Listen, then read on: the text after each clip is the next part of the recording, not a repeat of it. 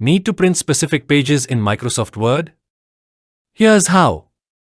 First, open your document and press Ctrl+P or go to File Print to open the print settings.